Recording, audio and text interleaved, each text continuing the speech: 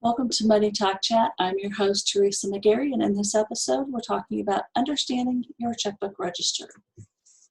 The register itself is a tool that is designed to help you, the account owner, track all the information that has come into or goes out of your account. So anytime money's coming in, anytime money's going out, you need to write it down in your register. The register is yours. You have a lot of flexibility for it, but a great use for it is when you're doing tax time and you're filling out those taxes and you need to find information such as medical expenses or charitable donations. It can come in very handy there. It also comes in very handy when you're comparing information to your bank statement to make sure that what you think has gone in and out of your bank account matches what the bank thinks has gone in and out of your bank account. If there's any differences, you need to do some research as to why. Different banks and credit unions may have different checkbook register formats, but while the basic columns are the same, the orders might be just a little bit different. The date column is normally towards the left. It's the day that you did the transaction, the day you went to the store, the day you made the purchase, the day you made the deposit. The date itself column is not very big, so you may want to use one of these suggestions here to help make it a little easier to use. Your checkbook register is going to have some sort of check number column in it. This is where you write down the check number for the check that you wrote for the money coming out of your bank account for your purchase. If you're making a deposit, such as the Yo-Yo Fitness paycheck deposit on July 6th here in our example, the check number on that is not something that you want to write down. That is the check number from Yo-Yo Fitness. That's their check number. The money's coming out of their bank account and going into your account. The check number that you want to put in the register is when money's coming out of your account. You may also want to use this check number column to help indicate other reasons why money has come out of your bank account other than a check, such as an automatic deposit, online purchase, debit card, whatever. Just make sure that if you use some codes somewhere in the very beginning or the very back of your checkbook register, make sure you write down what those codes mean to help you stay consistent throughout the year, as well as if you need to go back at some point and look at a previous year, you'll know what they meant.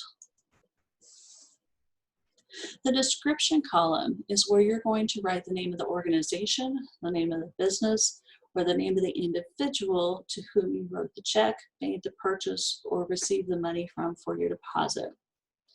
The description can be whatever it is that you want, especially if you're doing a paper version. If you do something other than the actual company name, make sure you add that to that legend. If you're using a computerized version such as Quicken and you're having Quicken actually print the checks for you, then that description needs to be the actual company name. Now there's also the white and the gray lines here that if you want to, on a paper version, you could have the white line be, for example, the name of the company. So Scholastic Book Order, for example. And the second line, like the gray line, would be which kiddo's name it was and the invoice number or something along those lines to kind of help have additional information to make sure when you get a bill in the mail, you can find out, is this one that I've already paid or not? If you're using something like Quicken, then that information would go more in a memo type field. But on the paper version, you just don't have that. There are additional columns that some checkbook registers will have. The one I've seen the most often is a fee column. So in the event that the transaction is a fee, so there's an extra transaction fee, there's a bank fee, there's an international fee, whatever that fee might be, you could put some kind of indicator in there, a dot, an X, a check mark, whatever it is that you want to use to indicate that that was a fee. If that way you can go back, and if you're looking for a particular fee, you can go back and just kind of scan through there and see what that check mark is. That's nothing I've ever felt the need to use, but Several banks have it included in their checkbook register if you choose to use the paper version. The check column may also be labeled withdrawal or debit, would be the other two names that would be most common. This is where you're going to put the amount of any financial activity that happens where money is going out of your bank account. So if you have written a check, made an online purchase, had an automatic payment, taken an ATM withdrawal, there was a fee that was charged, anything like that, anytime money's coming out for any reason, the dollar amount goes in that check column or the debit column, whatever yours happens to be called. Now, some of them have kind of a light line there, so that check column is really kind of looks like it's two columns. And what that line is for is it represents the decimal point. So the whole dollar portion, so for example, the rent, 458, you will put to the left of the line, and the 00 you will put to the right of the line. That just helps you kind of keep things lined up when you're doing the math. This particular example does not have that line in it.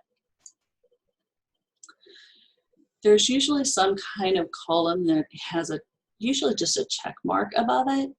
And when you have compared the checkbook register that you have here, and you've compared the bank statement, which is what the bank thinks has happened, and you find a match so that transaction has finished processing and gone through the bank, and whoever you wrote the check to or gave you the check to deposit, and all the financials have gone through and have processed, so it has cleared is the terminology. You can put a check mark there. You can keep track of the transactions that have cleared your bank and the ones that are not. And the ones that have not, after a certain period of time, you may want to follow up on those.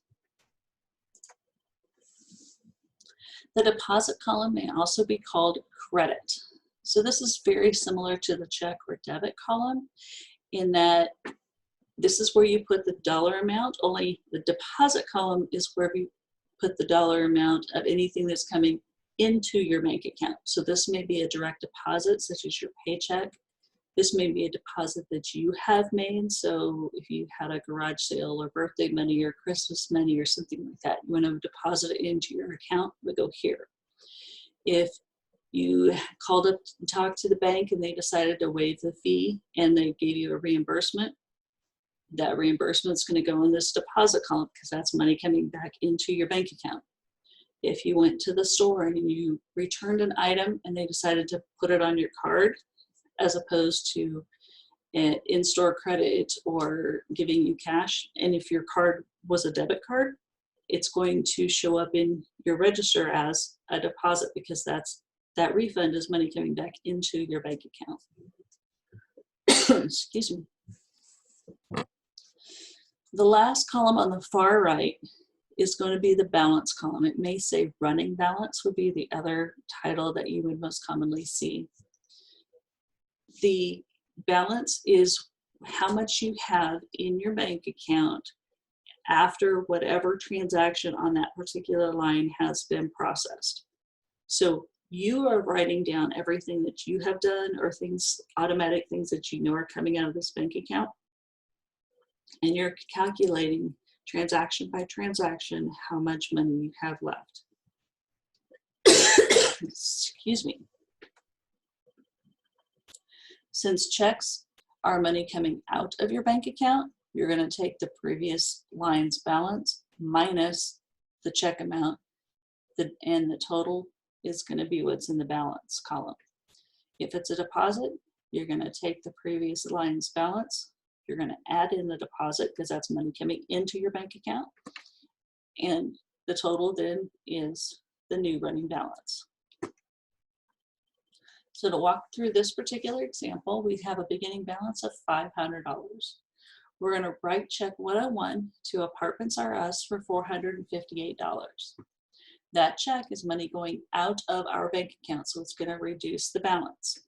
So I had $500, I took out $458 by writing that check.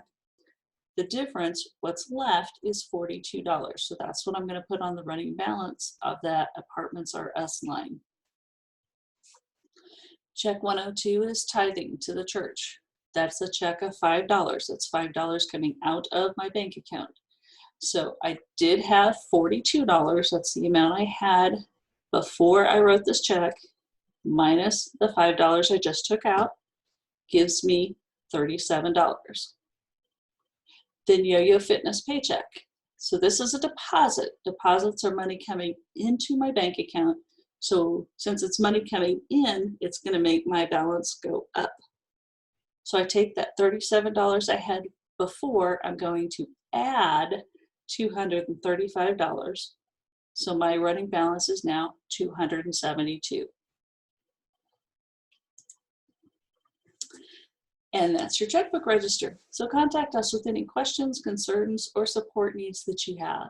If we can help, we will, and if we can't, we'll help find you a resource or connection that can. Thank you much, and hope you join us for our next episode.